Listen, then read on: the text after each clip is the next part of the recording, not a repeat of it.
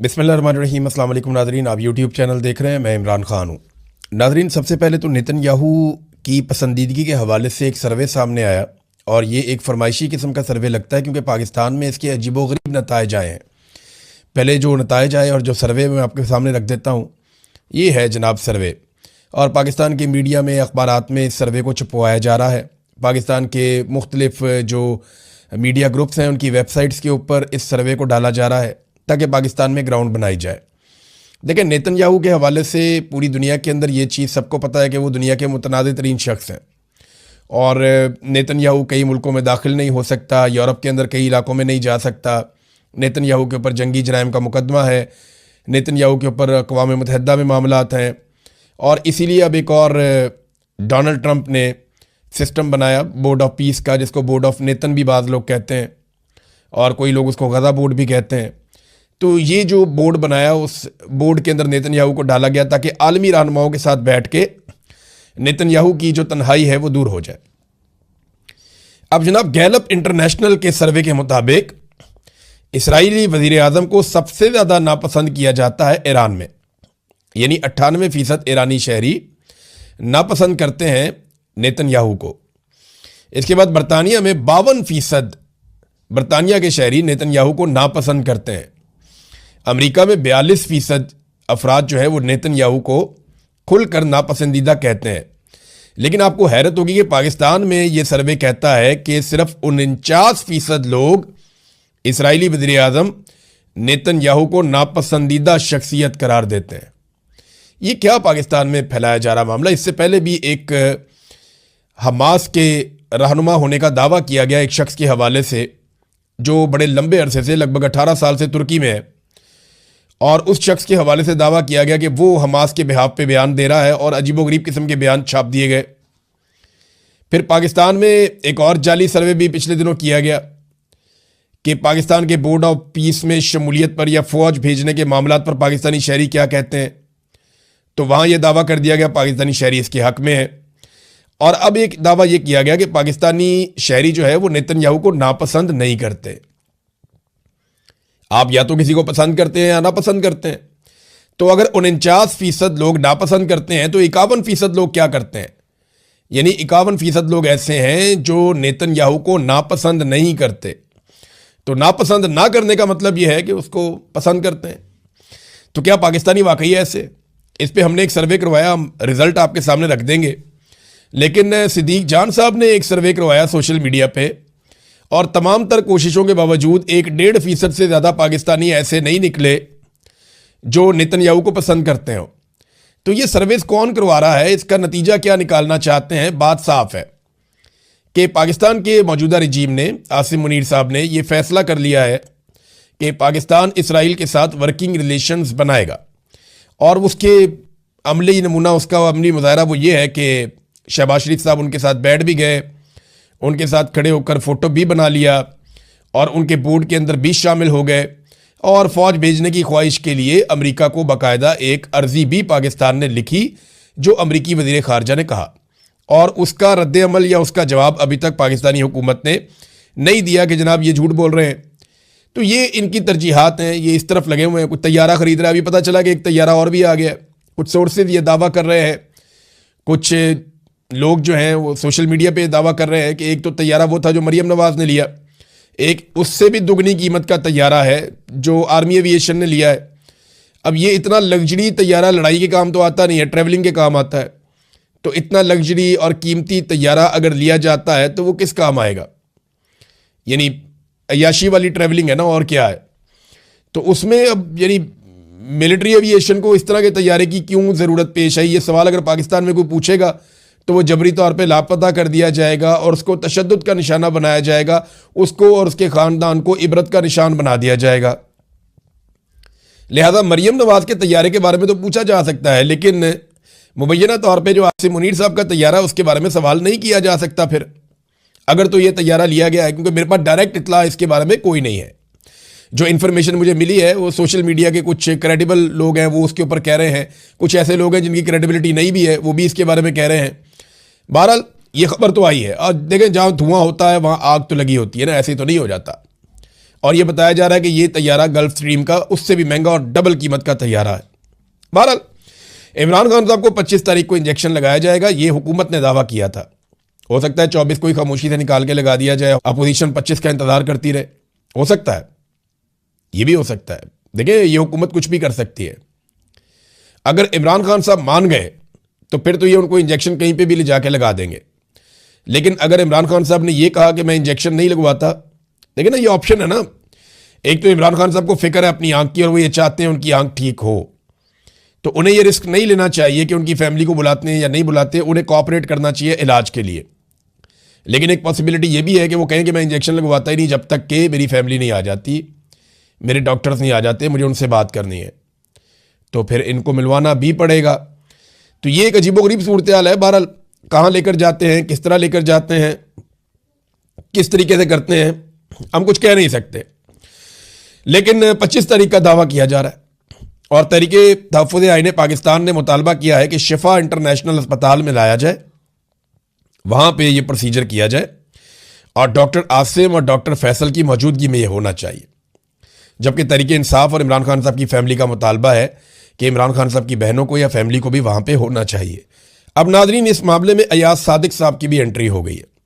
अयाज सादिक साहब कहते हैं, ये स्पीकर हैं कौमी असम्बली के, कि मुल्क से मैं बाहर था जब डॉक्टर ने इमरान खान को देखना था, मुझे मोहसिन नकवी का फ़ोन आया, मैंने बैरिस्टर गौहर को पैगाम दिया कि मर्ज़ी के डॉक्टर्स और फैमिली मेम्बर्स का नाम दे दें। मैंने कॉन्फ्रेंस कॉल में कहा कि गौहर साहब आप चले जाएं, ताख़ीर से हम मुआयना शुरू कर देंगे, आप आ जाएं।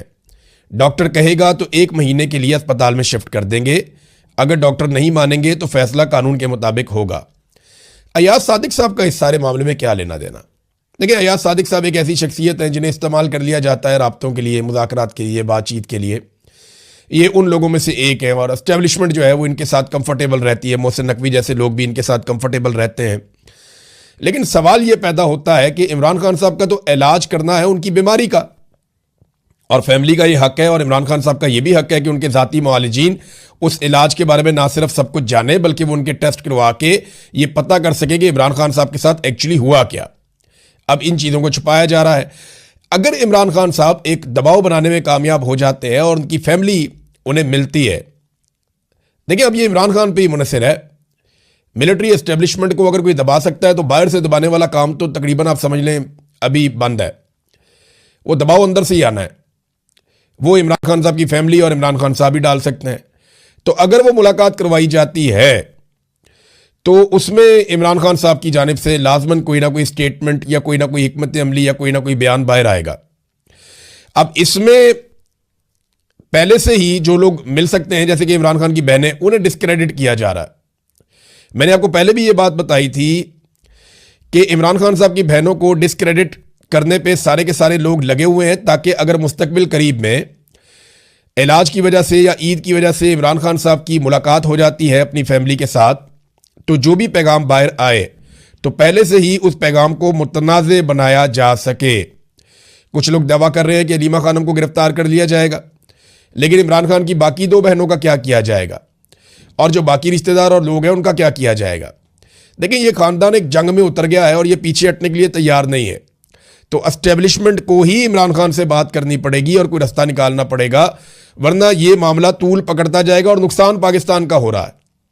देखें ना, अली अमीन गंडापुर और शेर अफजल मरवत, इन दोनों की हालत रेहाम खान जैसी हो गई है, जैसी हालत रेहाम खान साहिबा की तलाक के बाद हुई थी, जिन्होंने कीड़े निकालने के लिए किताब तक लिख दी थी। लेकिन देखें ना, बाद में तो पछतावा ही होता है। अगर रेहाम खान साहिबा इमरान खान साहब की अहलिया होती हैं और वो तलाक ना होती, जिसकी वजह से रेहाम खान साहिबा के अंदर इतनी नफरत पैदा हुई कि इमरान खान ने उन्हें छोड़ दिया कि उन्होंने बाद में किताब ही लिख दी, तो वो खातून अव्वल भी बन सकती थी। अब यही चीज़ शेर अफजल मरवत और अली अमीन गंडापुर के लिए भी है कि अगर इमरान खान साहब ने उनको हटा दिया तो वो तलाक याफ्ता रेहाम खान बनने की बजाय वो बेहतर परफॉर्म कर सकते थे और वो कुछ ऐसी कोशिश कर सकते थे जिससे हालात बेहतर हो। लेकिन इन्होंने नफरत फैलाई और लगातार नफरत फैलाते चले जा रहे हैं। दूसरी जानिब पाकिस्तान की हुकूमत के हालात ये हैं नाजरीन के पाकिस्तान में लगातार गुर्बत बढ़ती चली जा रही है। इसका एक और डाटा है मेरे पास, वो डाटा ये बताता है कि सबसे ज़्यादा गुर्बत जो पाकिस्तान में बढ़ी है वो पंजाब के अंदर बढ़ी है। यानी 39% के साथ पंजाब गुर्बत में सबसे आगे निकल गया है। ये इजाफा हुआ है गुर्बत के अंदर, सबसे ज्यादा इजाफा पंजाब में हुआ है, जबकि सिंध दूसरे नंबर पे है और उसके बाद बाकी सूबे आते हैं।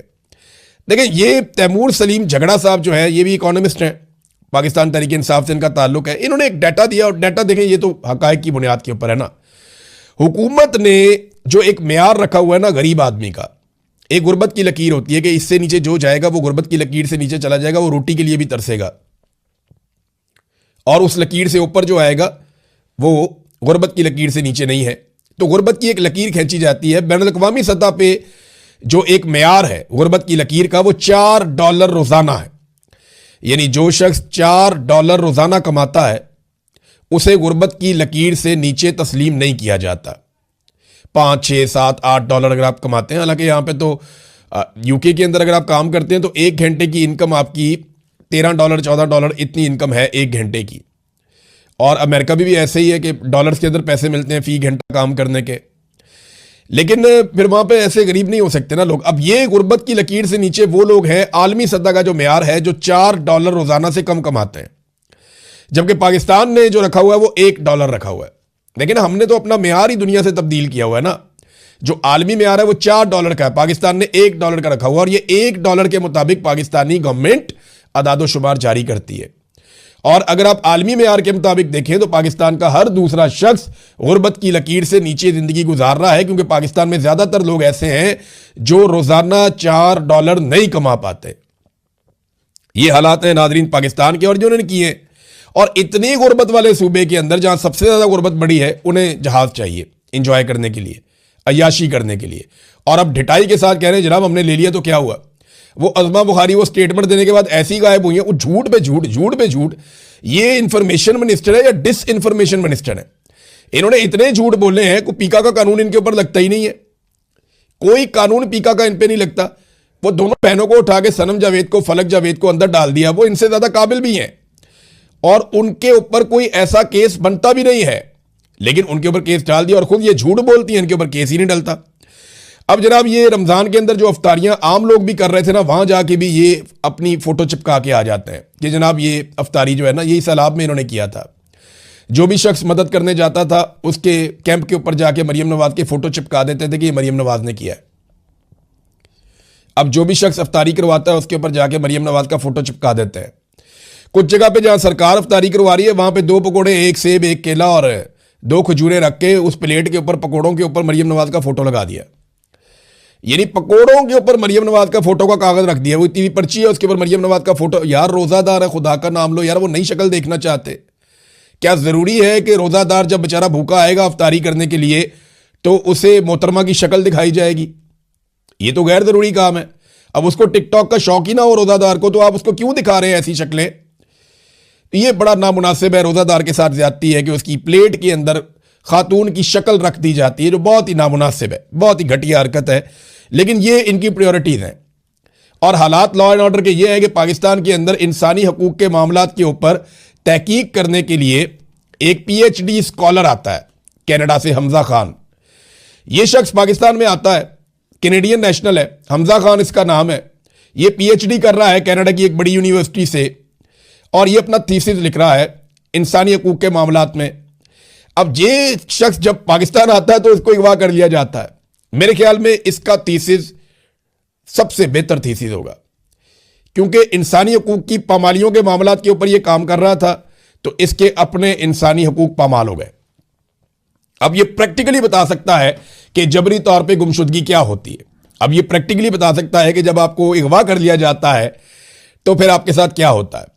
अल्लाह करे ये आदमी कनाडा पहुंच जाए और अपना थीसिस लिखे। देखें जब ये बाहर आएगा तो इसका स्टेटमेंट अब हो सकता है कि ये उस तरह ना दे पाए, लेकिन इस वक्त पाकिस्तान की एजेंसियों पे बहुत दबाव है। इन्होंने बंदा तो उठा लिया, लेकिन बाद में पता चला कि बहुत रोला पड़ गया है। ये सिर्फ कनाडा जाके अपने थीसिस में अपनी रुदाद लिख देना तो इसका थीसिस मुकम्मल हो जाएगा और टॉप क्लास का थीसिस बनेगा। यानी पाकिस्तान में एक बंदा पता करने आता है या इंसानी हकूक के हालात क्या है, उस बंदे को अगवा कर लिया जाता है और अब वो बंदा जनाब जाके बताएगा कि इंसानी हकूक के हालात क्या है। ये तो बिल्कुल ऐसे ही है कि अक़वाम मुत्तहिदा का एक बंदा आ जाए या यूरोपीय यूनियन का एक वफद आ जाए और वो कहें हमने देखना पाकिस्तान में इंसानी हकूक, और उन्हीं के इंसानी हकूक मुअत्तल कर दिए जाए, फेंटी भी लगा दी जाए, अगवा भी कर दिया जाए, तो वो जाके क्या रिपोर्ट देंगे? तो यही इस नौजवान के साथ हुआ। हो सकता है इसका जो थीसिस है वो कोई भी ना पढ़ता, मुस्तकबिल में कोई ज़्यादा मशहूर ना होता, लेकिन जैसे नज़ामानी के साथ किया इन्होंने, उसका आर्टिकल डिलीट करवा के, इसी तरह हमजा खान के साथ बड़ी नेकी की है। ये जल्दी इंशाल्लाह बाहर आ जाएगा, क्योंकि एजेंसियां इसको ज़्यादा देर रख नहीं पाएंगी। तो जब ये बाहर आएगा, कनाडा जाएगा, जाकर लिखेगा, तो लोगों की बड़ी दिलचस्पी होगी ये जानने में कि इसने क्या लिखा है और सूरत हाल कहाँ तक पहुंची है। नाज़रीन, पाकिस्तान के ऊपर जो टोटल कर्ज है वो मौजूदा रजीम ने इतनी तेज़ी से बढ़ाया है कि अब 138 अरब डॉलर का कर्जा हम पे चढ़ गया है। 138 अरब डॉलर्स, ये थोड़े पैसे नहीं है। 1 अरब डॉलर के लिए आप मिन्नतें और तरले करते हैं IMF के, बाकी मुल्कों के, और 1 अरब क्या, आधे अरब डॉलर के लिए भी आपकी दौड़ें लगी हुई होती हैं। मिसाल के तौर पे ये देखें ना, अपने चाइना से 25 करोड़ डॉलर लेने हैं, यानी ये 1 अरब डॉलर का चौथा हिस्सा है। ये थोड़े से पैसे आपने लेने हैं, 25 करोड़ डॉलर, और इसके लिए आप गारंटी नहीं दे सकते। पाकिस्तान गारंटेड इसलिए नहीं दे सकता कि पाकिस्तान का B नेगेटिव है। क्रेडिट रेटिंग जो होती है उसकी बुनियाद के ऊपर आपको कर्जा मिलता है ना, तो आपकी जो क्रेडिट रेटिंग है, यानी आपकी जो साख है, वो B नेगेटिव है। तो इसके ऊपर पाकिस्तान अपनी स्ट्रेंथ पे कर्जा नहीं ले सकता, और जो बॉन्ड है वो फ्लोट नहीं कर सकता। लिहाजा अब पाकिस्तान ने दरख्वास्त की है एशियन डेवलपमेंट बैंक से और एशियन इंफ्रास्ट्रक्चर इन्वेस्टमेंट बैंक से। इन दो आलमी बैंकों से पाकिस्तान ने रिक्वेस्ट की कि जनाब आपकी रेटिंग अच्छी है तो आप हमारी गारंटी दे दें, हमने ज़रा पैसे लेने हैं 25 करोड़ डॉलर, तो इसके ऊपर पाकिस्तान कमीशन देगा इन बैंकों को कि आप हमारी गारंटी दें, और हम जनाब ये कर्जा 25 करोड़ डॉलर का लेंगे, क्योंकि हमारी तो गारंटी कोई नहीं है, अब हमारी गारंटी मानता ही कोई नहीं, हमारी क्रेडिट रेटिंग माइनस में चली गई। ये इन्होंने पाकिस्तान के साथ किया। 2 अरब डॉलर आपने UAE का वापस करना है, और आप जहाज खरीद रहे हैं इतने महंगे, 2 अरब डॉलर आपने वापस करना है UAE का, और आप वापस नहीं कर पा रहे। 1-1 महीने 2-2 महीने का आपको टाइम मिल रहा है। नाज़रीन, अफगानिस्तान के ऊपर जो पाकिस्तान ने अटैक किया, और वहां पे पाकिस्तान का मौक़िफ़ ये है कि इन्होंने निशाना बनाया दहशतगर्दों को, दहशतगर्दों के ठिकानों को, लेकिन दूसरी तरफ अफगानिस्तान कह रहा है कि सिविलियन लोग जो हैं वो मारे गए हैं इस हमले में। लेकिन अफगानिस्तान ने अब एक और चीज़ कही है और एक धमकी जारी की है। उन्होंने कहा कि इन हमलों का जवाब हम मुनासिब वक्त पे देंगे। तो पाकिस्तान की सिक्योरिटी फोर्सेस को और एजेंसीज को अब बहुत ज़्यादा मुतहर्रिक और बहुत ज़्यादा चौकन्ना रहने की ज़रूरत है, इससे पहले कि खुदा न खास्ता कोई इंसिडेंट हो। तो नाज़रीन, अब तक के लिए इतना ही। अपना ख्याल रखिएगा, अपने इस चैनल का भी। अल्लाह हाफ़िज़।